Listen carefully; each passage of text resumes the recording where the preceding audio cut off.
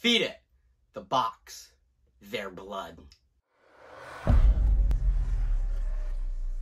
Hey guys, it's Chris, and in today's video, I'm talking about Hulu Originals Hellraiser. Today's video is sponsored by Raze Energy by Rep Sports. Their website will be in the description. Use my coupon code, you'll get 15% off your next purchase. Demand more. Be more. Let's get into it. Hellraiser is a reboot of the 1987 classic. They call it a reinventation, but it feels definitely more like a reboot because they take things from later movies and later sequels and also take things from the originals. Riley is struggling with addiction and comes in possession with the puzzle box. Riley and Trevor explore an abandoned warehouse where they find the puzzle box. Now, Riley takes it home with her, and after some bizarre events, Riley's brother goes missing. Riley and her friends try to find her missing brother, but she doesn't realize that the puzzle box she took also summons beings from another dimension, Cenobites. If the box cuts you, you're most likely going to die.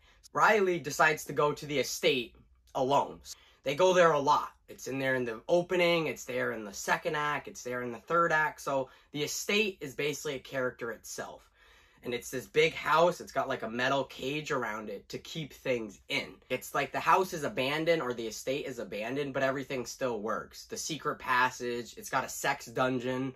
I mean, they say it's a sex dungeon, but it definitely looks like a dungeon where they tortured people. The puzzle box may be simple, but has a few configurations: love, life, power, knowledge, and resurrection. Because I remember the puzzle box in the original, but it couldn't go into different configurations. It was just a little box that kept the Cenobites in it. So they definitely evolved the lore. They expanded it a lot more in this reboot. So I kind of like that. Riley and her friend try to escape the estate, and they almost run over a Cenobite, which is the chatter one. And what the Riley and Trevor do, they use the gate to hold it like a shield to keep, block them away from them, holding it. And then Riley realizes, wait a minute, what if I stab him with the puzzle box? Would Pinhead still kill him? Would it still be a sacrifice to the box? So she stabs the Cenobite, gets him right in the chest. He looks at it, he kind of walks back, he knows what's going to happen. He knows what's going to happen. So all the chains, all on his legs and his arms, and Pinhead rips him right in half. Pop!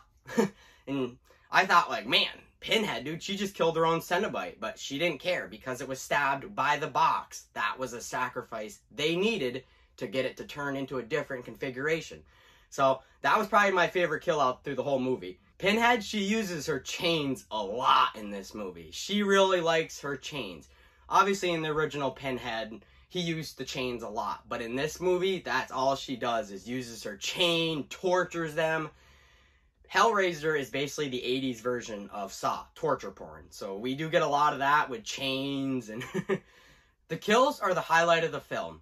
They're gory, but very practical. So, I mean, CGI, some CGI kills can be good, but you can't beat practical effects. And in this one, it seemed like they used a lot of practical effects.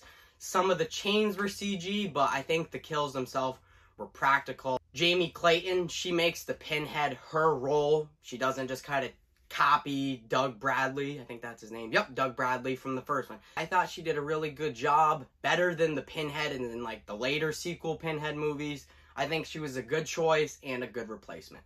The ending was dark and grim and twisted. Like, I didn't even see it coming. So now this, if you don't want to know the end, this is a spoiler warning. At the end of the film, we see Roland get taken by the Cenobites, like taken to their ship, taken onto their ship, and he's tied up. And Roland, he's a human. He's just an old man. So what they do, they turn Roland into a Cenobite. So if you think about it, Cenobites are basically humans. So that's why earlier when she stabbed that Cenobite with the box and it counted as a sacrifice, because Cenobites are humans. It's kind of a really cool ending. Like, it explains more of the lore. Like, this is why there's always these different Cenobites, because they're just humans taken from our world. Like, wow, okay. Like, I thought Pinhead was dark. Nah, he's taking human beings from our world and making them into Cenobites. Okay.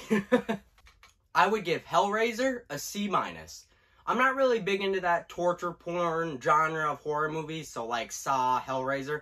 I'm not big into those, but if you really like Saw, or even if you like the original Hellraisers, or even those sequels, I think you're gonna like Hulu Originals Hellraiser. I thought it was decent. Alright, on the next video, I'm going to be reviewing Halloween Ends this Friday, so stay tuned for that review. It's going to be coming out as soon as that movie comes out, probably be out that weekend or that Monday afternoon. And this is the end of the trilogy, Halloween Ends. So they did Halloween 2018, Halloween Kills, and then Halloween Ends. I didn't review Halloween 2018 on the channel, but I did review Halloween Kills. So if you want to go check out that review for that movie, you can. Hope you enjoyed today's video, and as always, don't forget that like and subscribe button. Peace!